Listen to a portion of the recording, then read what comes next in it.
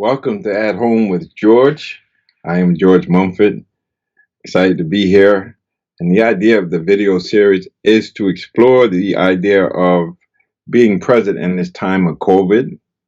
And the idea, at least in my mind, what I find really the biggest challenge and the biggest task ahead of us is how do we hold the hurt and generate the hope? So we have to say yes to both, and we have to acknowledge that there's painful, there's some hurt that we have to be able to experience and yet not be lost in it or identify with it, but to also generate the hope, generate this idea of, okay, at some point we're going to be out of this, and where are we going? And it's interesting because I was talking to some of my coaches who are in California, and their fall season has been canceled. And so a lot of what they're dealing with right now is this idea of what do we do now, not knowing what's going to happen, whether we're going to have a job, whether we're gonna have a team, we're gonna have a season. So there's a lot, and of course, all of us can identify with. We don't know what it means,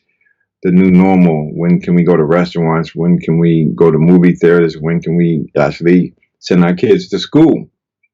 And so what I found our conversation leading to was maybe the question isn't what am I going to do, especially in the moment. Maybe the real question is who am I going to be, or what am I going to be?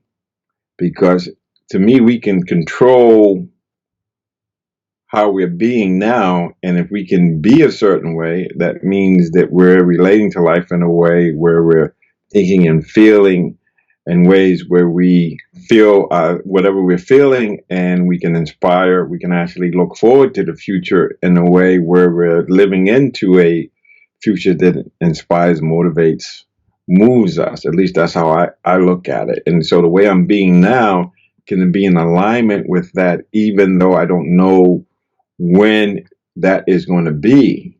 So it's really more about how can I be now in this moment, in the present, in a way that is moving me towards the future that I'm inspired to live into. And even though I don't know what that future is, I can actually start to explore and to reinvent myself, reinvent the future, or saying, given these are the things I'm passionate about, these are the things that move me, that when I think about them, I feel excited, that maybe that's the future I need to move into. And because things are up in the air, it's an opportunity for us to start fresh, or even if we go back to the vocation, go back to the places where we worked before, we can go back with a renewal, with a sense of purpose, with a sense of really, my job is to be myself. So if my job is to be myself, then maybe that's what all our jobs are, is to be who we are, but we got to know who we are. And it takes being still and knowing, and then asking the question, who do I need to be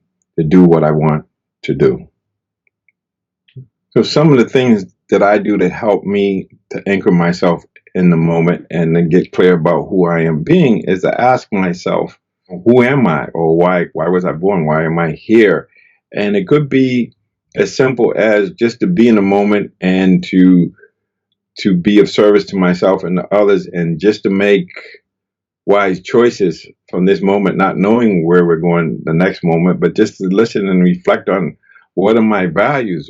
Am I understanding the fact that I have been wired for success, whether I call it the masterpiece within, or the divine spark, or Buddha nature, Christ consciousness? Can I realize that there's a way of being still and knowing, is a way of just aligning myself with love or compassion, some positive mind state where I'm actually thinking about how can I alleviate my own suffering as well as the suffering for others, or just meditating on the idea of love, just I and the other are one, and Jin is like the greatest commandment. Just use love as a guide. How can I be loving? How can I be more present? How can I be of service? And how do I relate to this moment in a way where I'm bringing love, I'm bringing understanding, I'm bringing compassion to myself and others? And then in the context of that, that I start to get some clarity about what makes me feel most alive, what makes me feel like I feel more connected rather than isolated from myself and others. Because this COVID-19 is a pandemic that is about isolation. It isolates us from each other and from ourselves. And so the biggest challenge is, how do we stay open, keeping our heart and minds open to experience the feel or hurt, but at the same time, what's the hope? The hope is, maybe in this time of COVID, maybe in this stressful time, if we can just think and reflect on ourselves, reflect on what really matters to us, that we can start to get some clarity around how we can be in this moment. So less is more, just being present to the moment and seeing in this moment, how can I be in a way that not only helps me and others, but also leads me or creates a space for me to move into the future, not knowing what it's going to be, but knowing how I am being now is going to determine what I can do in the future. And even if I don't know, if I can just be loving, be compassionate, and seeking wisdom, seeking understanding, that maybe that's enough for now. And then as I continue to be and continue to moment, day to day, make wise choices and reflect on the fact that I am connected with others, and that my job is to be myself, and by being loving and being kind and being still and knowing and listening to my heart, maybe I'll start to get some clues around where I'm going and who I need to be at this moment in time. So there have been many periods in my life over the last 35 plus years, almost 36 years since I've been in recovery, where I wake up and I'm working and as a financial analyst in the military defense complex, where I'm working for a company that makes products for the military. To be specific, was more like guiding systems and that sort of thing. But I've also worked in places that created communication gear. So what's helped me is in my morning prayer and meditation, and just reflecting on how I'm feeling, and just with me, just meditate on love, just being loving, and just let love flow through me and align myself with love. How can I be more loving to myself, to others? And in that, being aligned with that divinity, that love, I start to get some clues on what I like to do, what fills my heart, what makes me feel more alive. And I realized that analyzing things I was really good at it, but it wasn't passionate for me. Analyzing people and analyzing and just reflecting. I remember reflecting on my own recovery and asking myself, what motivated me to say no to drugs and to get into recovery? That seems to be very important. And so I started getting interested in what motivates me, what motivates people. So that was one thing that stirred me in that direction of just seeking that understanding. And then the other thing was, what is it about nonverbal communication that helps me, especially at that time when I was actually studying and practicing to be a psychotherapist, that I'd be working with people in recovery, and they were really good at saying what you wanted to hear. And I needed to be able to understand what they were really communicating, and only 7% of the communication was verbal. The other 93 was tonality and body language. So I became very fascinating and really being able to read people and understand when people didn't have integrity, when people said what they did or they walked their talk. And there were a lot of people who didn't do that. They were really good at talking, but not so good at walking, being in alignment with what was being offered, what was being talked about. So I got into that. So just started following my bliss. And at that time I was watching Joseph Campbell and The Power of Myth, and just this idea of following my bliss, what makes me happy.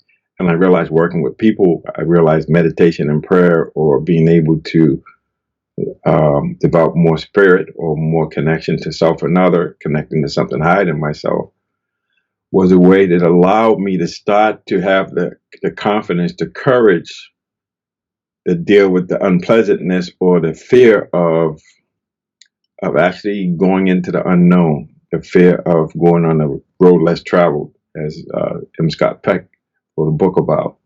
So for me, it's really aligning or just being still and just having some divine principle, whether it's love, beauty, compassion. But the big three is generosity or wisdom, loving kindness or love, and compassion. Just aligning with that energy, and being in that energy, I start to sense who I was. But also, it was the stress of the time, or it's this time of uncertainty, of chaos, where our latent abilities are able to express themselves. So in my case, getting clean and having chronic pain and having to deal with that I started learning about the mind-body process and started tuning in and listening to the still small voice that is easily drowned out. So that practice of prayer and meditation, taking time to reflect and ask myself, what do I want and who do I need to be to get what I want or to do what I want? So I'd like to mention a quote I got from a book called The Magic Power of Self-Image Psychology, The New Way to a Bright, Full Life. And I was struck by what Dr. Mulch talks about when he said, life should be an exciting adventure. The sun should rise within you each day in terms of the richness of your feelings and the sharpness of your perceptions. You should carve out goals for yourself that will inspire you to enthusiastic action. That's what I've been talking about. Going toward life with vigor, no matter what your age. You should never fear death. And I also put anxiety in there. One of the greatest adventures in living is getting to know yourself better. So in my mind, this is a perfect time to actually do that.